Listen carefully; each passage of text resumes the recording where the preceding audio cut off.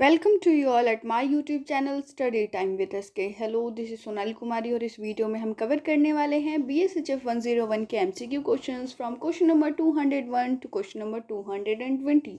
आज के वीडियो का पहला क्वेश्चन है। उससे पहले आप वीडियो को लाइक कर दीजिए, अपने फ्रेंड्स के साथ शेयर करें और अगर आप अभी तक हमारे चैनल पर नए हैं तो चैनल को सब्सक्राइब कर लीजिए, साथ ही साथ हिट कीजिए बेल का आइकन ताकि आपको हमारे वीडियोज़ के रिगार्डिंग सारे नोटिफिकेशन ऑन टाइम मिलते रहें। क्वेश्चन है, solar calendar was developed in. Solar calendar कहाँ पर डेवलप किया गया था ये आपको बताना है। आपके पास ऑप्शन है A Nile valley, B Indus valley, C Hwang Ho valley और डी है राइन वैली। और इसके लिए जो करेक्ट ऑप्शन होगा वो हो जाएगा option A Nile valley. Nile valley civilization में सोलर कैलेंडर डेवलप किया गया था। 202 नंबर का question, during bronze age great urban civilization were. Bronze age के टाइम पे अर्बन सिविलाइजेशंस थे और वो भी महान। आपको बताना है कि इनमें से वो कौन है। आपके पास ऑप्शन है ए सुमर, अकद, बी मोहनजोदड़ो एंड हड़प्पा, सी है यहाँ पर बोथ और डी है नॉन। करेक्ट आंसर यहाँ पर बोथ हो जाएगा। अब यहाँ से आपको थोड़ा ध्यान से सुनना पड़ेगा। अगर अर्लियर ब्रॉन्ज एज के ग्रेट अर्बन सिविलाइजेशन की बात हम करें तो वो सुमर और अकड होते हैं, ठीक है ना, यानी ऑप्शन ए।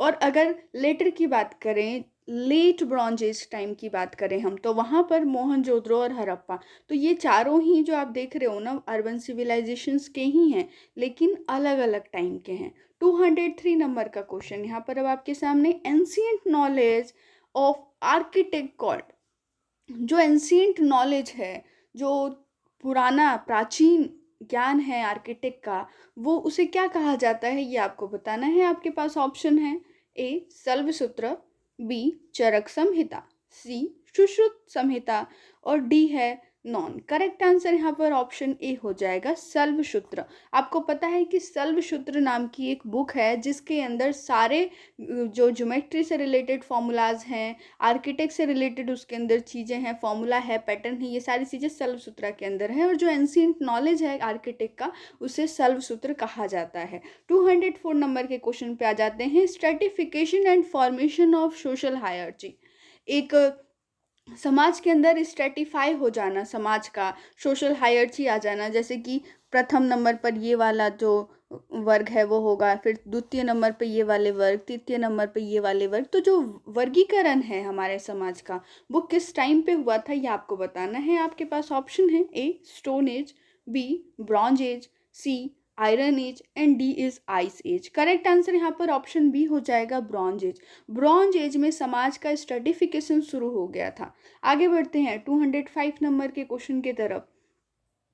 अच्छा, ब्रॉन्ज एज में जो स्ट्रेटिफिकेशन हुआ था वो वर्णों के आधार पे हुआ था। आपको पता है ना कि वर्णों के आधार पर होता है कि सबसे पहले कौन सा वर्ण होगा, ब्राह्मण, फिर क्षत्रिय, इस तरीके से। 205 नंबर का question, interaction with nature has aspects. जो इंटरेक्शन होता है नेचर के साथ वो उसके कितने एस्पेक्ट्स होते हैं या कौन सा एस्पेक्ट्स होता है आपको ये बताना है। आपके पास ऑप्शन है A simple adaptation to nature, B attempt to dominate nature, C both और डी है नॉन। करेक्ट आंसर यहाँ पर सी हो जाएगा बोथ। जब भी आप नेचर के साथ इंटरेक्ट करते हो तो उसमें दो ही कारण होते हैं, उसके दो ही एस्पेक्ट्स होते हैं। पहला तो आप सिंपली नेचर के साथ एडेप्टेशन चाहते हो, दूसरा आप नेचर को डोमिनेट करना चाहते हो। तो यही दो चीज़ें हैं जो एस्पेक्ट्स होती हैं इंटरेक्शन विथ नेचर का, कि simple adaptation to nature and attempt to dominate nature. 206 number का question, zymurgy branch of chemistry of fermentation. जो एक ब्रांच है केमिस्ट्री के फर्मेंटेशन की उसे जमर्जी कहते हैं और यहाँ पर यही क्वेश्चन पूछा जा रहा था। जमर्जी, ये यू है, ठीक है ना। जमर्जी एक ब्रांच होती है केमिस्ट्री की जिसके अंदर आप फर्मेंटेशन करते हो। अब आपको बताना है इनमें से वो क्या है जो जमर्जी से रिलेटेड है। आपके पास ऑप्शन है A making pottery, B brewing beer, C spinning and D is none. Correct answer यहाँ पर हो जाएगा ऑप्शन बी, ब्रीमिंग बियर। जो ब्रीमिंग बियर है ना, वो एक टाइप का फर्मेंटेशन ही है और जियोमर्जी के अंदर आता है। आपको इस चीज़ को याद रखना है, क्वेश्चन में ये नहीं लिखा होगा कि branch of chemistry of fermentation, वहाँ पर सिंपल आपको जियोमर्जी लिखा होगा और आपको वहाँ से इस वर्ड को डिड्यूस करना होगा कि इसकी रियल मीनिंग कहाँ पर जाती है। ठीक है, तो जियोमर्जी एक ब्रांच है फर्मेंटेशन की केमिस्ट्री के अंदर और इसके अंदर ब्रीविंग बियर होता है। 207 नंबर के क्वेश्चन पे आते हैं। ये है which evolution of human kind has came to dominate the mode of social change. कौन सा एवोल्यूशन ह्यूमन काइंड के अंदर है जो सोशल चेंज को डोमिनेट करेगा, मोड बन जाएगा उसका। आपके पास ऑप्शन है यहाँ पर, A biological, B physical, C cultural और डी है नॉन। करेक्ट आंसर यहाँ पर हो जाएगा ऑप्शन सी कल्चरल। आपको पता है कि हम कल्चर में, अगर आप अलग अलग प्रांत के हैं दो लोग, तो कल्चर में बहुत ही डिफरेंट होते हैं, लेकिन यही वो चीज़ है जिसकी वजह से आप एक साथ एक पड़ोस में रह पाते हो। तो ये वो डोमिनेट नेचर है आपके कल्चर का, आपके ह्यूमन काइंड में ऐसा इवोल्यूशन हो गया है जिसकी वजह से सोशल चेंज का जो मोड है वो डोमिनेटेड है। 208 नंबर का question, does not see any opposition between science and value. Science और वैल्यूज़ के बीच में कोई भी ऑपोजिशन नहीं दिखाई देती है, कोई भी विरोधाभास नहीं दिखाई देता है। आपको बताना है कौन सी ट्रेडिशन में ऐसा होता है। आपके पास ऑप्शन है, A western tradition, B Indian tradition, C both और डी है नॉन। करेक्ट आंसर यहाँ पर ऑप्शन बी हो जाएगा, इंडियन ट्रेडिशन। अब आपको थोड़ा ध्यान से सुनना होगा। इंडियन ट्रेडिशन के अंदर एक वर्ड होता है सत्यम शिवम सुंदरम। ये चीज़ तो आप जानते हो ना, यानी कि जो सत्य है वही सुंदर है और वही शिव है, इस तरीके से कहा जाता है। शिवम का मतलब होता है वेलफेयर, गुडनेस। ठीक है, तो अब इसको थोड़ा सा समझते हैं कि साइंस में ये किस तरीके से अप्लाई होता है। साइंस का मतलब क्या होता है, डिस्कवरी ऑफ ट्रूथ, और वैल्यू होती है नॉर्मेटिव बेसिस ऑफ ट्रूथ। ठीक है, तो जब आप साइंस की कोई भी एक्टिविटी परफॉर्म करते हो वो तो ट्रुथ होती है ना, सत्य होती है, यानी कि वो सत्यम हो गई। जो प्रिंसिपल है उसकी जो ब्यूटी है वो क्या हो गया, सुंदरम हो गया, और वेलफेयर या फिर जो गुडनेस है वो शिवम हो गया। तो इस तरीके से साइंस और जो वैल्यूज़ हैं ये आपस में कभी भी विरोधाभास उत्पन्न नहीं करते हैं भारतीय ट्रेडिशन में, इंडियन ट्रेडिशन में। क्वेश्चन नंबर 209 है, मैजिक इज कॉल्ड। मैजिक को क्या कहा जाता है ये आपको बताना है। तो जो मैजिक है वो वैलिडिटी की रूल को वायलेट करती है। तो इसके लिए जो करेक्ट ऑप्शन होगा वो हो जाएगा ऑप्शन बी, स्यूडो साइंस, यानी कि स्यूडो मतलब होता है फॉल्स साइंस। 210 नंबर का question, the process of learning from human being was from beginning related to conception of.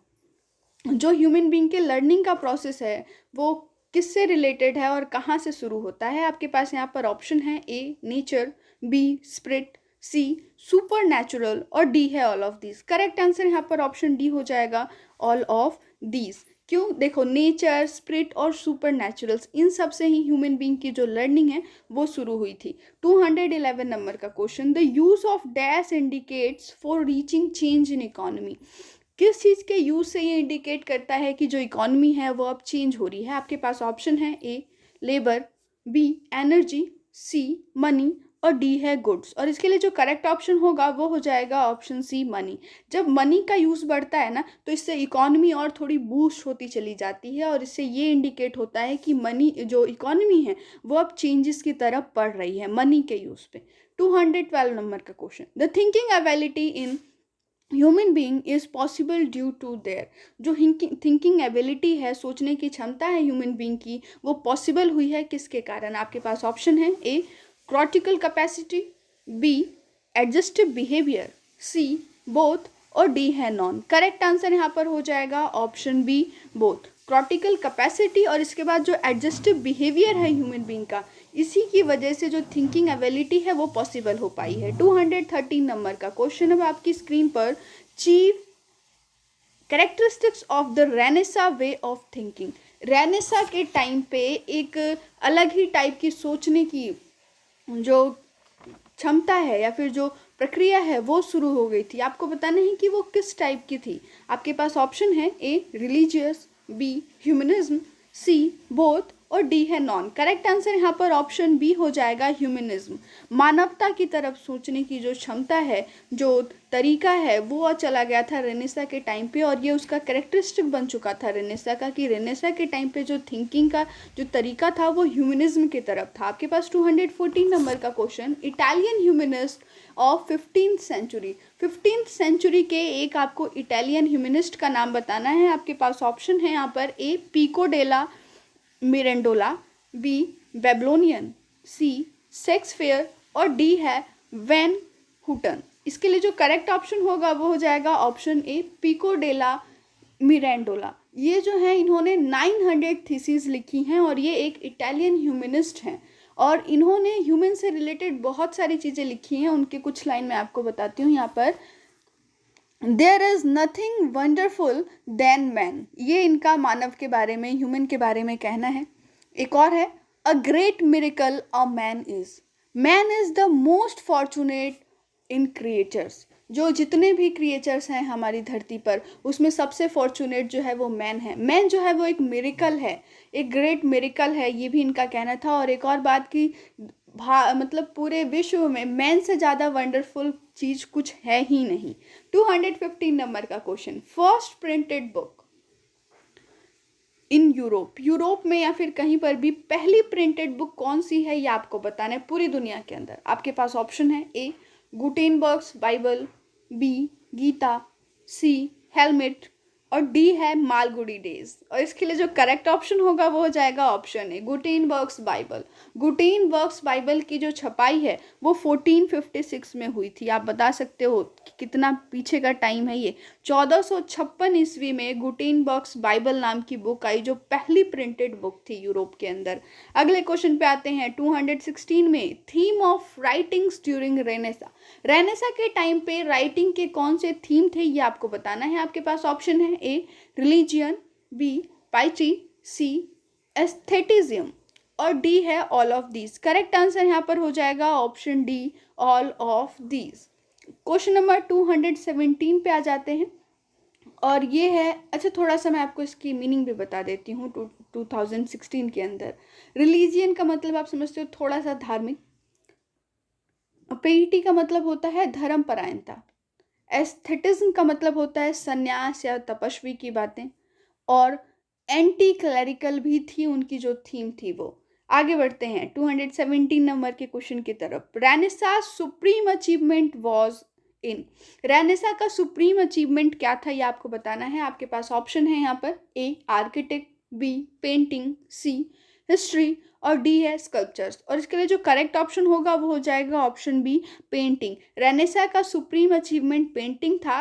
बाद बाकी अगर नॉर्मली कहा जाए तो रेनेसा के अंदर ये सारी चीज़ें होती थी, आर्किटेक्ट भी था, पेंटिंग भी होती थी और स्कल्पचर्स भी थे। 218 नंबर का question, pioneer of empiricism emphasis the inductive method against the speculative method of scholastics. ये कौन थे जो इम्प्रेसिस्ट के पॉइनर थे? इसके लिए जो करेक्ट ऑप्शन होगा वो हो जाएगा ऑप्शन ए फ्रांसिस बेकन।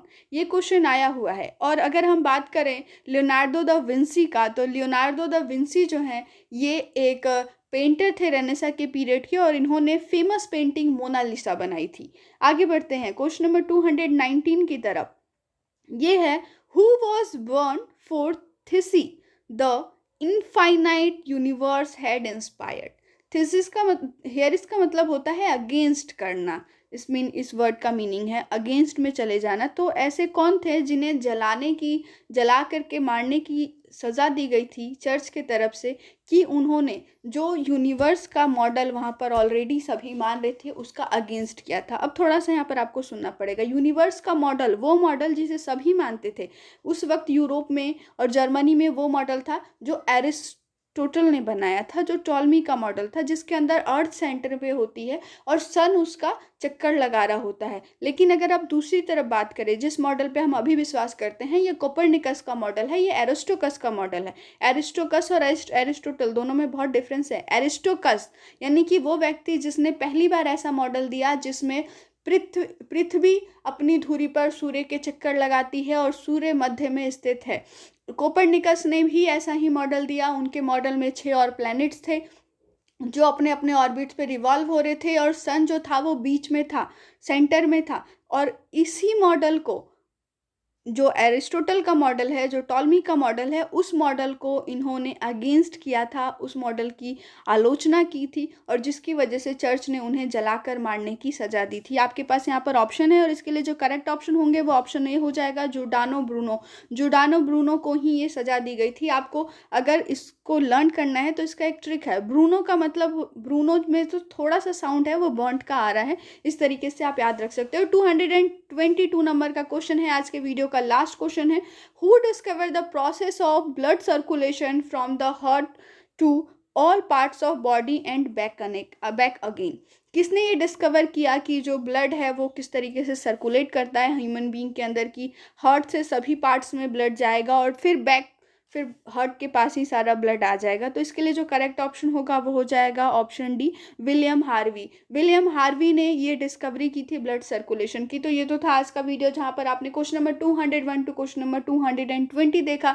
इस तरीके से हम आगे इंटरेस्टिंग एंड इंपॉर्टेंट क्वेश्चंस की सीरीज लाते रहेंगे। तब तक के लिए स्टे ट्यून। जय हिंद, जय भारत।